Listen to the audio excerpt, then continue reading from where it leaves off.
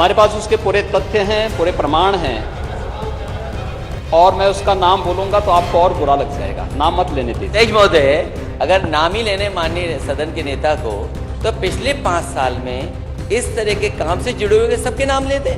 और मैं वही हम तो सबका नाम लेंगे ना। आपको रोका किसने है? आप मुद्दे नेता दीजिए। सदन है, आपको रोका किसने है? आप नाम दीजिए, सबका नाम देंगे, चिंता मत करिए। सवाल सिद्धार्थनगर की घटना की उठाइए ना, पुलिस की गोली से मारा गया है, लेकिन परिवार को मैनेज करते हैं ये लोग। कहूंगा कम से कम सरकार इस पर साफ कहे कि जो जीरो टॉलरेंस की बात कर रही हो, और जो सबसे ज्यादा अपने आप को प्रचार में इस बात के लिए प्रचार कर रही हो कि वो सबसे ज्यादा संवेदनशील है महिलाओं को लेकर के, बेटियों को लेकर के, लड़कियों को लेकर के। लेकिन अगर हम देश के और उत्तर प्रदेश के आंकड़े देखें तो महिला अपराधों में यूपी सबसे आगे है।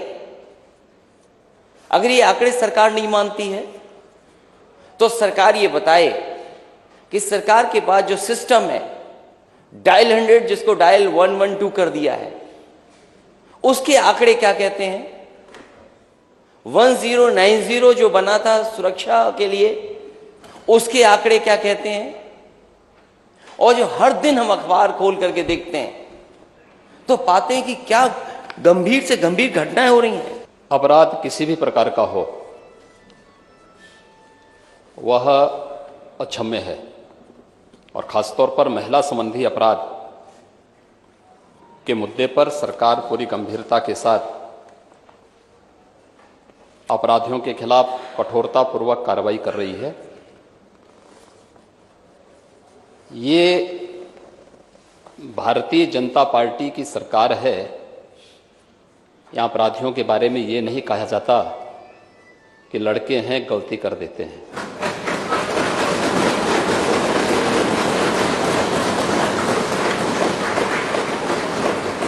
अगर अपराधी है तो कोई भी है, वो जीरो टॉलरेंस की नीति के तहत ही कार्रवाई होती है।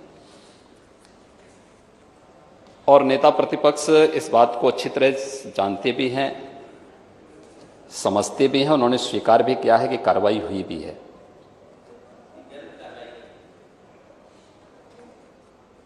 क्योंकि आप तो हर उस अपराधी का समर्थन करते हैं जो प्रदेश में अराजकता के पर्याय थे, गुंडागिर्दी जिनका पेशा बन चुका था। जिन घटना को उल्लेख यहां पर माननीय नेता प्रतिपक्ष ने किया है,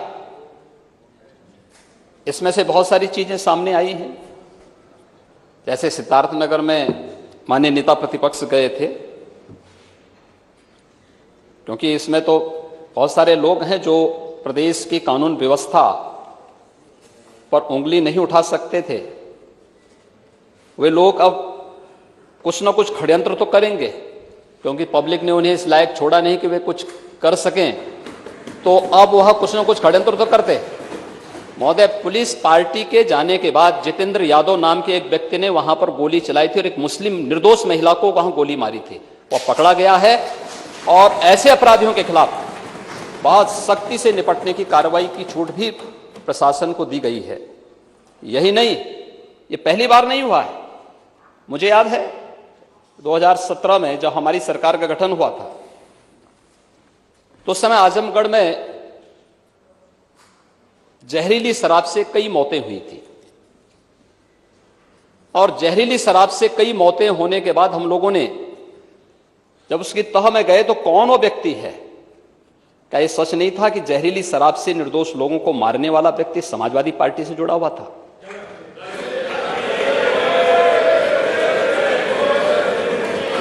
हमारे पास उसके पूरे तथ्य हैं, पूरे प्रमाण हैं,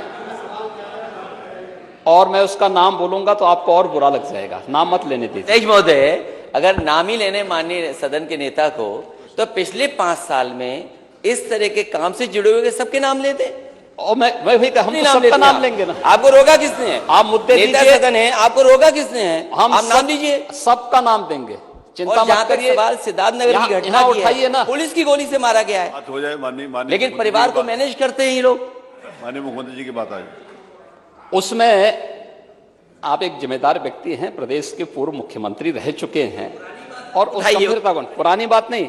नेता सदन ने कहा, जब शिकायतें की गई सरकार की, अधिकारियों की शिकायतें जब हुई, तो नेता सदन ने कहा कि आप लोग दलाली छोड़ दो, अधिकारियों को मैं सुधार दूंगा। मैं अपने नेता सदन का बहुत धन्यवाद देता हूं। 5 साल तक दलाली चलती रही, नेता सदन को पता ही नहीं लगा।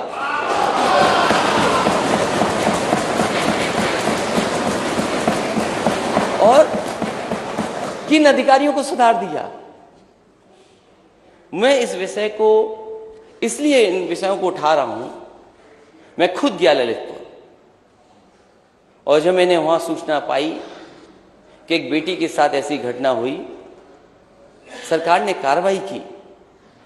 लेकिन क्या सरकार ये बताएगी कि घटना होने के बाद 0 टॉलरेंस है?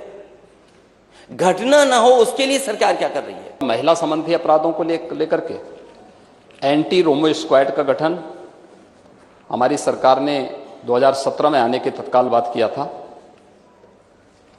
एंटी रोमियो स्क्वाड के गठन के साथ ही प्रदेश के अंदर 218 महिला संबंधी अपराधों को रोकने के लिए और पॉस्को कोर्ट की स्थापना भी सरकार ने किया। उस पर त्वरित कार्रवाई हुई।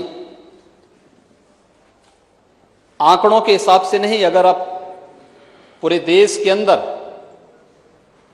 घटित होने वाले मामलों की संख्या को अगर आप देखेंगे, 2012 से 17 के बीच में विभिन्न प्रकार के जो अपराध हुए हैं, चाहे वह हत्या से संबंधित हों, लूट से संबंधित हों, दुष्कर्म से संबंधित हों, महिला संबंधी अपराध हों, इनमें भारी गिरावट आई है। और कल हमारे प्रतिपक्ष के मित्र महामहिम राज्यपाल के भाषण को सुने होते तो बहुत सारी चीज़ें उनके सामने क्लियर हुई होती। बाकी जो कुछ बचेंगी अभिभाषण पर जवाब देंगे, उस समय आपको बहुत स्पष्ट रूप से बताएंगे कि अपराधों में कितनी गिरावट आई है। कुछ लोगों ने इस विधानसभा चुनाव के दौरान भी, या चुनाव संपन्न हुए उसके बाद कुछ हरकत की थी, लेकिन उस हरकत को कुछ ही घंटों में हम लोगों ने कंट्रोल भी किया, यूपी पुलिस ने कंट्रोल भी किया है। बहुत सारे लोगों ने गर्मी दिखाने का प्रयास भी किया, तो गर्मी भी शांत हो रही है, बहुत अच्छे ढंग से हो रही है। इसी तरह सिद्धार्थनगर में,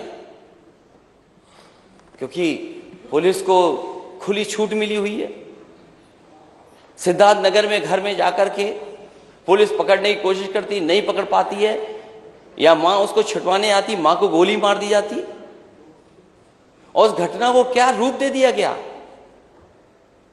किसी और को जाकर के जेल भेज दिया।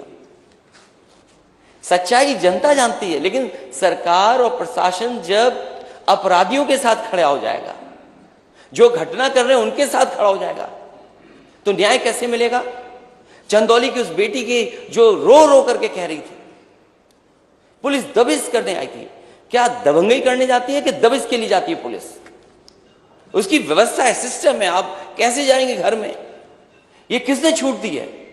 आप घर में घुस गए, बेटी को इतना पीटा कि जान चली गई उसकी। और ये बात मैं नहीं कहता हूं, और आज के जमाने में जब आप डिजिटलाइज कर रहे हो सब चीजों को, हर चीज को आप इंटरनेट से जोड़ रहे हैं, क्या आपने नहीं सुना? माननीय सदस्य जितने भी हैं सबने सुना होगा कि वो बहन क्या कह रही थी। उसकी बहन कह रही थी कि पुलिस ने इतना पीटा कि जान चली गई। उसके बाद पुलिस उसकी झूठी कहानी बनाने के लिए फांसी से लटकाना चाहती थी। ये घटनाएं होंगी उत्तर प्रदेश में। जिन घटना को उल्लेख यहां पर माननीय नेता प्रतिपक्ष ने किया है, इसमें से बहुत सारी चीजें सामने आई हैं। जैसे सिद्धार्थनगर में माननीय नेता प्रतिपक्ष गए थे, क्योंकि इसमें तो बहुत सारे लोग हैं जो प्रदेश की कानून व्यवस्था पर उंगली नहीं उठा सकते थे। वे लोग अब कुछ ना कुछ षड्यंत्र तो करेंगे, क्योंकि पब्लिक ने उन्हें इस लायक छोड़ा नहीं कि वे कुछ कर सकें, तो अब वह कुछ ना कुछ षड्यंत्र तो करते। महोदय, पुलिस पार्टी के जाने के बाद जितेंद्र यादव नाम के एक व्यक्ति ने वहां पर गोली चलाई थी और एक मुस्लिम निर्दोष महिला को वहां गोली मारी थी। वह पकड़ा गया है और ऐसे अपराधियों के खिलाफ बहुत सख्ती से निपटने की कार्रवाई की छूट भी प्रशासन को दी गई है।